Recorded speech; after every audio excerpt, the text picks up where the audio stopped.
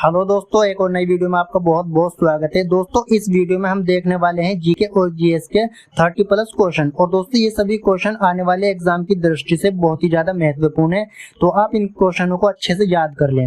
दोस्तों अब देखते हैं क्वेश्चन नंबर 1। दोस्तों क्वेश्चन नंबर 1 है, योजना आयोग का अध्यक्ष कौन होता है? प्रधानमंत्री, मुख्यमंत्री, राष्ट्रपति या राज्यपाल? इसका जो राइट आंसर है दोस्तों ऑप्शन ए प्रधानमंत्री।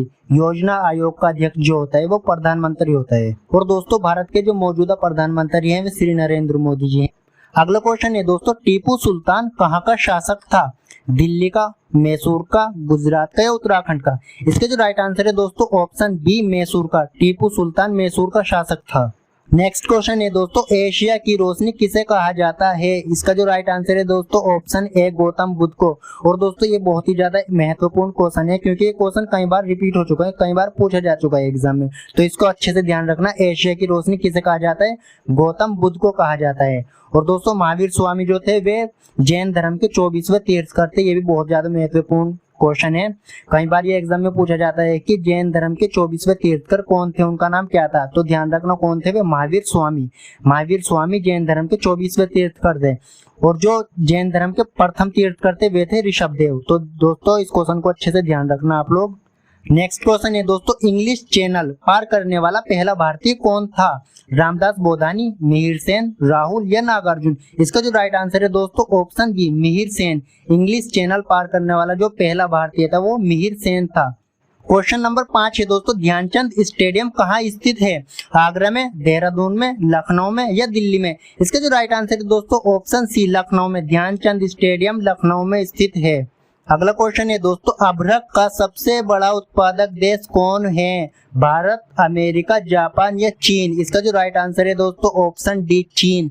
चीन अभ्रक का सबसे बड़ा उत्पादन करने वाला देश है। और दोस्तों अगर बात करें जनसंख्या की दृष्टि से तो भी चीन नंबर 1 पे आता है। जनसंख्या की दृष्टि से विश्व का सबसे बड़ा देश जो है वो चीन है। और दोस्तों अगर बात करते हैं चीन की राजधानी क्या है, तो चीन की राजधानी है बीजिंग। बीजिंग चीन की राजधानी। और दोस्तों चाइनीज लैंग्वेज जो है, चाइनीज भाषा, वे विश्व की सबसे अधिक बोली जाने वाली भाषा है। चाइनीज भाषा को मैंड्रिन भी बोलते हैं, मैंड्रिन या चाइनीज, इन ये दोनों ही नाम है इस भाषा के।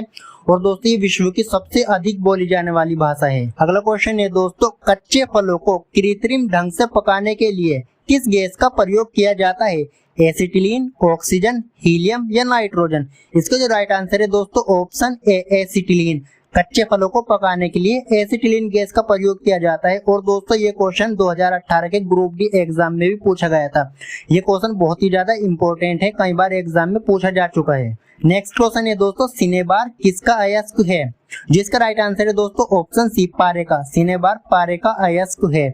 और दोस्तों ये क्वेश्चन भी बहुत ही ज्यादा इंपॉर्टेंट है, क्योंकि कई बार पूछा जा चुका है। दोस्तों इस वीडियो में मैंने ज्यादातर क्वेश्चन वही रखे हैं जो पिछली बार एग्जाम में रिपीट हो चुके हैं, कई बार पूछे जा चुके हैं। तो आप इन क्वेश्चनों को अच्छे से याद कर लेना, एक तरह से इनको रट लेना दोस्तों। और दोस्तों इसी के साथ अगर आपने हमारे चैनल को अभी तक सब्सक्राइब नहीं किया तो हमारे चैनल को सब्सक्राइब करें और वीडियो को लाइक करें। दोस्तों अब देखते हैं क्वेश्चन नंबर 9, मुद्रा राक्षस के लेखक कौन है? कालिदास, मुंशी प्रेमचंद, विशाखदत्त या कौटिल्य? इसका जो राइट आंसर है दोस्तों ऑप्शन सी विशाखदत्त। मुद्रा राक्षस के जो लेखक हैं वे विशाखदत्त हैं और ये चंद्रगुप्त मौर्य के समकालीन थे। क्वेश्चन नंबर 10, आजाद हिंद फौज का गठन कब हुआ था? तो दोस्तों आजाद हिंद फौज का गठन जो हुआ था 1942 में होता। ऑप्शन ए इसका राइट आंसर हो जाएगा। और दोस्तों आजाद हिंद फौज का गठन जो किया था वो रास बिहारी बोस ने किया था। और कहाँ पे किया था? जापान के टोक्यो में किया था। कहाँ किया था? टोक्यो शहर में। और दोस्तों आजाद हिंद फौज को इंग्लिश में इंडियन नेशनल आर्मी कहते हैं। अगला क्वेश्चन है दोस्तों, बाबर नामा के लेखक कौन थे? बाबर, मुंशी प्रेमचंद, बीरबल या विशाखदत्त? इसका जो राइट आंसर है दोस्तों ऑप्शन ए बाबर। बाबर नामा के जो लेखक थे वो खुद बाबर थे। अगला क्वेश्चन है दोस्तों, विश्व स्वास्थ्य दिवस कब मनाया जाता है? तो दोस्तों इसका राइट आंसर है ऑप्शन बी 7 अप्रैल को विश्व स्वास्थ्य दिवस मनाया जाता है। और दोस्तों 2 अक्टूबर को क्या मनाया जाता है? 2 अक्टूबर को मनाई जाती है गांधी जयंती। और 30 जनवरी को मनाया जाता है शहीद दिवस। 5 जून में दोस्तों क्या मनाया जाता है? विश्व पर्यावरण दिवस जो बनाया जाता है वो 5 जून को बनाया जाता है। दोस्तों ये 4 के 4 क्वेश्चन बहुत ही ज्यादा इंपॉर्टेंट है, कई बार रिपीट हो चुके हैं एग्जाम में, तो दोस्तों इनको भी आप अच्छे से ध्यान में रखना। क्वेश्चन नंबर 13 है दोस्तों, इंग्लैंड का प्रथम प्रधानमंत्री कौन था? तो दोस्तों रॉबर्ट वालपोल इंग्लैंड का प्रथम प्रधानमंत्री था। ऑप्शन ए इसका राइट आंसर हो जाएगा। अगला क्वेश्चन है दोस्तों, ध्वनि की इकाई क्या है? समय, जूल, डेसिबल या किलोग्राम? इसका जो राइट आंसर है दोस्तों ऑप्शन सी डेसिबल। ध्वनि का जो मात्रक होता है वो डेसिबल होता है। और दोस्तों ध्वनि की जो सामान्य चाल होती है, सामान्य गति होती है वो 332 मीटर प्रति सेकंड होती है। और अगर बात करें निर्वात की कि निर्वात में कितनी चाल होती है ध्वनि की, तो निर्वात में 0 होती है। निर्वात में ध्वनि की चाल 0 होती है, क्योंकि दोस्तों ध्वनि को चलने के लिए किसी माध्यम की आवश्यकता होती है। अगर आपके सामने कोई व्यक्ति खड़ा है और आपसे कुछ बात बता रहा है तो उसकी आवाज आपको सुनाई देगी सिर्फ वायु के माध्यम से।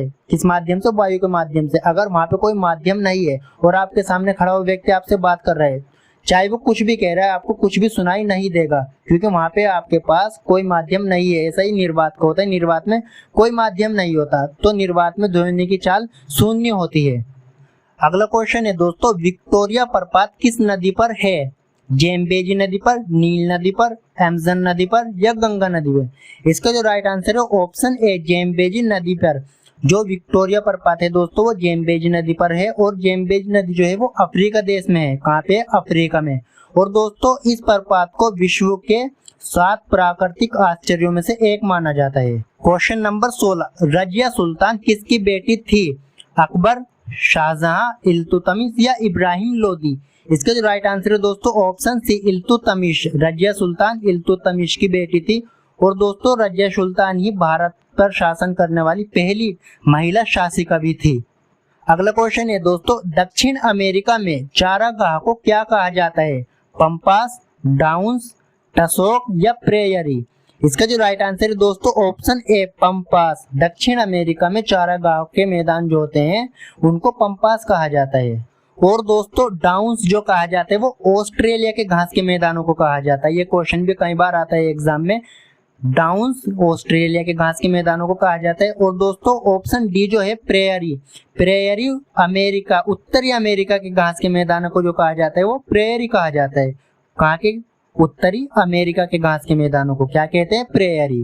अगला क्वेश्चन है दोस्तों, चक्रवात के आने का क्या कारण है? उच्च दाब या निम्न दाब?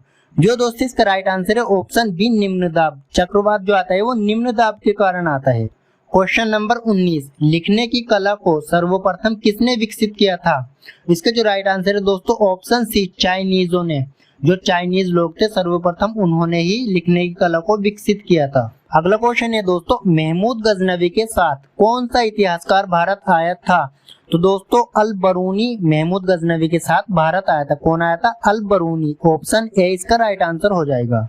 क्वेश्चन नंबर 21 है दोस्तों, फ्रांस की क्रांति कब हुई थी? 1788, 1789, 1840 या 1822 में? इसका जो राइट आंसर है ऑप्शन बी 1789 में। फ्रांस की क्रांति 1789 में हुई थी। अगला क्वेश्चन है दोस्तों, फुटबॉल में कौन सी गैस भरी जाती है? नाइट्रोजन, हीलियम, ऑक्सीजन या हाइड्रोजन? इसका राइट आंसर है दोस्तों ऑप्शन डी हाइड्रोजन। फुटबॉल में हाइड्रोजन गैस भरी जाती है। और दोस्तों हीलियम गैस जो भरी जाती है वो भरी जाती है हवाई जहाज के पहियों में, क्योंकि ये बहुत हल्की गैस होती है। क्वेश्चन नंबर 23 है दोस्तों, भाषा के आधार पर बनने वाला प्रथम राज्य कौन सा है? तो इसका राइट आंसर है दोस्तों ऑप्शन ए आंध्र प्रदेश। भाषा के आधार पर बनने वाला जो पहला राज्य है वो आंध्र प्रदेश है। और दोस्तों ये 1953 में बना था। इसका सन भी याद रखना, कई बार पूछा जाता है परीक्षा में। कौन सा सन में बना था? 1953 में बना था ये। अगला क्वेश्चन है दोस्तों, बीबी का मकबरा कहाँ स्थित है? आगरा में, औरंगाबाद में, अजमेर में या अहमदाबाद में? इसका राइट आंसर है दोस्तों ऑप्शन बी औरंगाबाद में। बीबी का मकबरा औरंगाबाद में स्थित है। और दोस्तों बीबी का मकबरा जो वो औरंगजेब की जो बीबी थी, वाइफ थी, उनकी कब्र है, उसी को बीबी का मकबरा कहते हैं। दोस्तों अब देखते हैं क्वेश्चन नंबर 25, प्रथम बार भारत में IAS की परीक्षा कब हुई थी? 1947 में, 1948 में, 1949 में या 1950 में? इसका जो राइट आंसर है दोस्तों ऑप्शन डी 1950 में। भारत में पहली बार जो IAS की परीक्षा हुई थी वो 1950 में हुई थी। लेकिन दोस्तों याद रखना कि प्रथम लोक सेवा आयोग की स्थापना 1926 में ही हो गई थी। लेकिन आजादी के बाद जब भारत में प्रथम IAS की परीक्षा हुई थी वो 1950 में हुई थी। और दोस्तों अगर बात करें हम भारत में प्रथम महिला IAS कौन बनी थी? वे बनी थी अन्ना राजम मल्होत्रा, और ये 1951 की परीक्षा में बैठी थी। 1951 में इन्होंने परीक्षा दी थी और उसे पास कर ली थी। कौन बनी थी? अन्ना राजम मल्होत्रा भारत की प्रथम IAS अधिकारी थी। और दोस्तों अगर हम बात करें कि भारत की प्रथम IPS अधिकारी कौन थी, तो वे किरण बेदी थी। तो इसको भी अच्छे से ध्यान रखने, कई बार रिपीट हो चुका है एग्जाम में क्वेश्चन। भारत की प्रथम IPS अधिकारी जो थी वे किरण बेदी थी। क्वेश्चन नंबर 26, बनारस हिंदू विश्वविद्यालय की स्थापना किसने की थी? महात्मा गांधी ने, स्वामी विवेकानंद ने, मदन मोहन मालवीय ने, या डॉक्टर राजेंद्र प्रसाद ने? इसका जो राइट आंसर है दोस्तों ऑप्शन सी, मदन मोहन मालवीय ने ही बनारस हिंदू विश्वविद्यालय की स्थापना की थी। अगला क्वेश्चन है दोस्तों, भारतीय आत्मा किस कवि को कहा जाता है? माखनलाल चतुर्वेदी को। ऑप्शन सी इसका राइट आंसर हो जाएगा दोस्तों, भारतीय आत्मा माखनलाल चतुर्वेदी को कहा जाता है। अगला क्वेश्चन है दोस्तों, रतौंधी नामक रोग किस विटामिन की कमी से होता है? Vitamin A, vitamin C, vitamin D, या विटामिन के? इसका जो राइट आंसर है दोस्तों ऑप्शन ए, विटामिन ए की कमी से रतौंधी नामक रोग होता है। और दोस्तों इसे इंग्लिश में कहते हैं नाइट ब्लाइंडनेस। जो इस रोग से पीड़ित लोग होते हैं दोस्तों, उनको रात में दिखाई देना बंद हो जाता है। जैसे ही सूरज छिपता है तो उन लोगों को दिखना भी बंद होता चला जाता है, इसलिए इसको बोलते हैं नाइट ब्लाइंडनेस, और ये विटामिन ए की कमी से होता है। अब बात करें अगर दोस्तों विटामिन डी की, तो विटामिन डी की कमी से होता है रिकेट्स रोग। इस रोग में दोस्तों हड्डियां कमजोर हो जाती हैं बहुत ज्यादा। कौन सा होता है? रिकेट्स रोग। और अगर बात करें विटामिन के की, तो दोस्तों विटामिन के की कमी से क्या होता है? रक्त का थक्का नहीं बनता। जैसे हमारे कहीं पे चोट लग जाती है और खून बहने लगता है, तो कुछ समय बाद आप देखते होंगे वहां पे वो खून जम जाता है, उसी को बोलते हैं रक्त का थक्का बनना। और अगर किसी में विटामिन के की कमी है तो उसका जो है दोस्तों खून बहता चला जाएगा, वो खून जमने का नहीं, रक्त का थक्का नहीं बनेगा। तो विटामिन के की कमी से रक्त का थक्का नहीं बनता। और दोस्तों अगर बात करें विटामिन सी की, तो विटामिन सी की कमी से होता है स्कर्वी रोग। दोस्तों अब देखते हैं क्वेश्चन नंबर 29, कंप्यूटर का जनक किसे माना जाता है? चार्ल्स बेबेज, हेनरी बेकोरल, वेलेजली, या एडम स्मिथ? इसका राइट आंसर है दोस्तों ऑप्शन ए, चार्ल्स बेबेज को कंप्यूटर का जनक माना जाता है। इन्होंने ही सबसे पहला कंप्यूटर बनाया था, चार्ल्स बेबेज ने। दोस्तों क्वेश्चन नंबर 30 है, पेनिसिलिन की खोज किसने की थी? मैकाले ने, लुई पास्चर, निकोला टेस्ला, या अलेक्जेंडर फ्लेमिंग? इसका जो राइट आंसर है दोस्तों ऑप्शन डी, अलेक्जेंडर फ्लेमिंग ने ही पेनिसिलिन की खोज की थी। और दोस्तों अगर बात करें लुई पास्चर की, तो लुई पास्चर ने रेबीज का टीका बनाया था। जो रेबीज हो जाता है कुत्ते या भेड़िए के काटने से, उसका टीका जो बनाया था, उसकी खोज, उसके टीके की खोज जो करी थी दोस्तों, वो लुई पास्चर ने की थी। दोस्तों ये एक क्वेश्चन मैं आपके लिए लेके आया हूँ। इस क्वेश्चन का जवाब आप सभी को कमेंट बॉक्स में जरूर देना है। रोम शहर किस नदी के किनारे बसा है? टाइबर, गंगा, ब्रह्मपुत्र, या सैक्रामेंटो नदी? जो इसका राइट आंसर है वो आप कमेंट बॉक्स में बताएंगे जरूर। कमेंट करना रोम शहर किस नदी के किनारे बसा हुआ है। और इसी के साथ दोस्तों अगर वीडियो आपको पसंद आई तो वीडियो को लाइक करना और चैनल को सब्सक्राइब करना। हम डेली की एक वीडियो अपलोड करते हैं जो कि आपकी परीक्षाओं के लिए बहुत ही ज्यादा महत्वपूर्ण होती है।